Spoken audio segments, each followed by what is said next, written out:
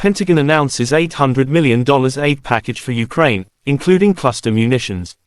The package will include cluster munitions, armored vehicles, and other types of ammunition. Undersecretary for Defense Policy Colin Kahl announced on July 7. Next to the cluster munitions, or the dual-purpose improved conventional munitions (DPICM), the package will also include artillery rounds, ammunition for Patriot air defense systems, high-mobility artillery rocket system (HIMARS), also Bradley and Stryker armored vehicles, precision aerial ammunition, and various other support equipment. Russian President Vladimir Putin, who describes the conflict as a special military operation to protect Russian security, has said the US and its allies were fighting an expanding proxy war.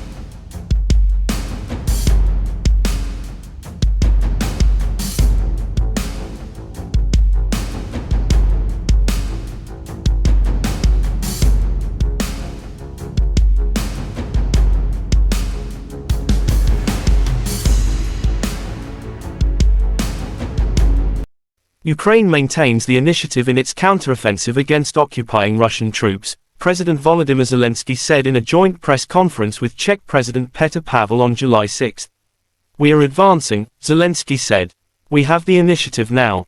The offensive is not fast, that's a fact. Nonetheless, we are moving forward, not backwards, like the Russians." Zelensky arrived in Prague on July 6 with plans to meet with President Pavel, Prime Minister Petr Fiala, and other top officials to discuss defense support, the unfolding situation at the Zaporizhzhia nuclear power plant, and the upcoming Vilnius NATO summit. On Telegram, Zelensky thanked President Pavel for Czechia's ongoing support, saying that with sanctions against Russia, military aid to Ukraine, and support for Ukraine's membership in EU and NATO, the Czech people are truly helping to bring victory closer. Ukrainian President Volodymyr Zelensky visited the Czech Republic, Slovakia and Turkey a day after talks in Bulgaria to drum up support for NATO membership before the alliance's July 11-12 summit. Turkey's President Tayyip Erdogan said after meeting Zelensky that Ukraine deserved NATO membership and that Ankara would continue working on a negotiated end to the war. In Prague, Zelensky won a pledge of support for Ukraine to join NATO as soon as the war is over, and in Sofia secured backing for membership as soon as conditions allow.